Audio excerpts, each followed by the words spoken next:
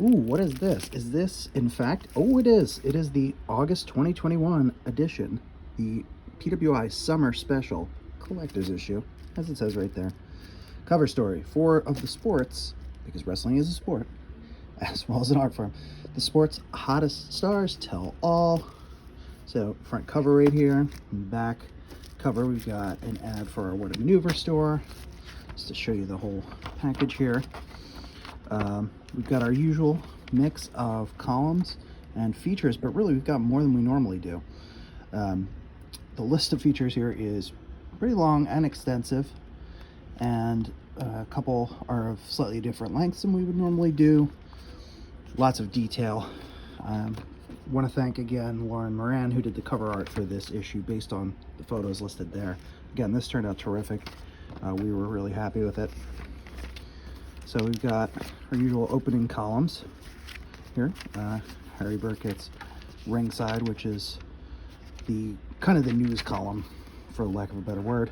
Fun little feature here by Mike Bessler, The Bright Side of the Ring, as well as the latest edition of his Nostalgia Rewind feature. And One to Watch with Heather Monroe, who is making a splash all over the country in various women's divisions. Got columns from Al Castle and from Brian Solomon. And then, of course, Harry Burkett's Win, Lose, or Draw. This one talks about kind of the various, treatments of wrestling as part sports entertainment, part sport. Again, goes very well with the cover story there. And then we have the hot seat interview with Kenny Omega. So Al Castle talked to him about his quest to collect all the belts. Got photos, as you can see, from New Japan, from AEW, and from, I think on this, I already passed it, it's from Impact as well. And then what we have following that is Kristin Ashley's Pandemic wrestling feature. So basically this is data-driven analysis, you see that chart up there, of pro wrestling before the pandemic and then, during, into the pandemic. It's a 12-month sample that she took. She compared the numbers of shows, people who were active in the ring, the types of matches that were being presented. This is a really interesting piece, unlike anything we've ever done in the magazine. Highly recommended. Then we have Righteous Reg's piece about Bobby Lashley, who I know that was a big thing that Reg wanted to do. Lashley, of course, is the third black WWE heavyweight champion of all time. And the build up to his reign, really the title says it all, the 16 years to the mountaintop. He was a world champion for Impact Wrestling, but in WWE it took him quite a bit longer. So he's pretty candid about his run, his career, his current goals in WWE. This is a 6-page feature, no sidebars, just 6 pages of Lashley. And this is a really interesting look inside what makes the man tick. And then after that, we have another one of the top wrestlers currently. So we have Maki Ito, who, despite having a reputation as being somewhat comedic, really is arguably the biggest Joshi star in the world right now.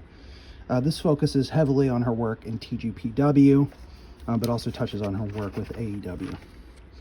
And then we have this story about Leo Rush, which is a really deeply personal piece, where he talks about the highs and lows of his career and his current work on the independents and for various other promotions. How he was able to overcome his, excuse me, throat clearing there, his WWE release and emerge stronger than ever.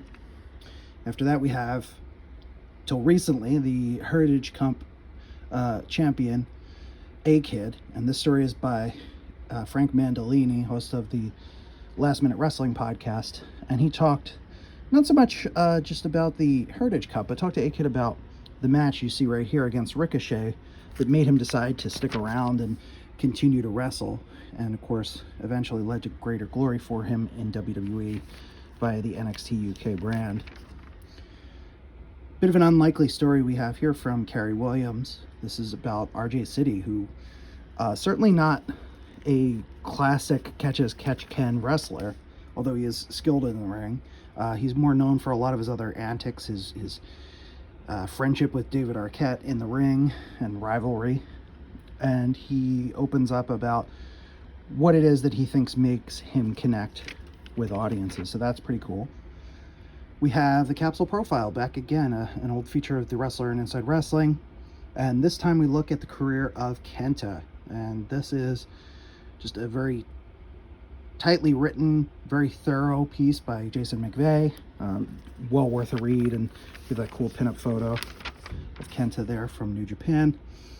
And then I was able to sit down and talk to Sledge, the Metal Maniac of Ring of Honor and Future of Honor fame, and ask him 12 questions. That was a great conversation. I'm going to be sharing the extended version in the not too distant future on the podcast. So keep an ear out for that. Then we have the latest column from Jordan Grace. So this is Punching Up. This is about positivity in wrestling, and this one talks about body positivity specifically. I know she was very proud to write this, and we have some great photos from Harry Aaron included with this. Harry, of course, also does a lot of photography for MLW, and this photo of Leo Rush, this illustration of Leo Rush, was based on one of his photos on the cover. The new column from Righteous Reg, so he talks about what he describes as his favorite, best wrestling show he has ever been to, which was the For the Culture event that took place in Tampa around WrestleMania weekend. Well worth a read there. Debut column from Kristin Ashley here, the W column, which is going to focus specifically on topics related to women's wrestling. So this first one is about the closing of the Resgal space, which was most famously perhaps where Pro Wrestling Eve ran most of its shows until the venue recently announced that it was shutting down. The TV breakdown. So this is a reworking of the Wednesday Night War feature, which column that Harry Burkett would create for the magazine. Since NXT moved to Tuesday nights, not as relevant to have the Wednesday Night War anymore, but this is still a good review of the various televised weekly wrestling programs, including Impact and MLW Fusion. The international report from Walter Yates, as usual, focuses heavily on pro wrestling in Japan, Mexico, and Europe, most notably the UK. And then the independent roundup. So Andrea Hengst wrote extensively about a lot of the events that took place around WrestleMania weekend. Well worth your time here. Lots of results and analysis. Up next was Ashley Morris, contributing writer for PWI, writing this feature about accessibility in pro wrestling, specifically on the independent circuit, which is, especially during the pandemic, a bit of an issue. Not all fans are always able to see shows as easily as some of us are, who are more able-bodied. So that's important story, and he spoke to some key figures and what a more accessible wrestling landscape on the independents might look like. Remember her? Well, you may be able to tell right away who that is. That's Molly Holly. So that's an old photo of her as Miss Madness from WCW. The arena reports are back. We have a solid 2-page layout here, and we have photos from Daniel Moore, Jobber Media, who was present for the Action Wrestling show. Action Wrestling Southern Underground Pro collaboration show, Have Fun Be Sad WrestleMania weekend. So some cool black and white photos that Daniel took, along with wrestling results from the month of April.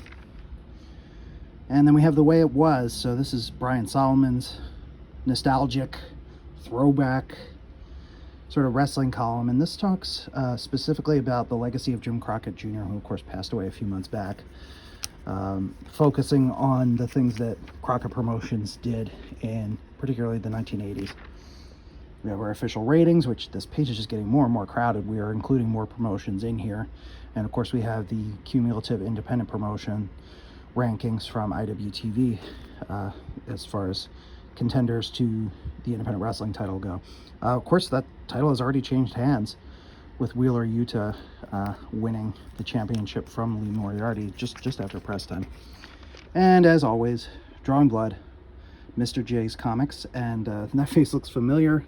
at least to me, my first appearance in this comic. So that was a thrill. That's a look, I made it moment. All right, so again, we have the August 2021 issue of Pro Wrestling Illustrated. This is going to start shipping out to subscribers very, very soon. You can still order a copy for yourself at getpwi.com, and you can look for it on newsstands beginning June 8th. Digital version is on sale now.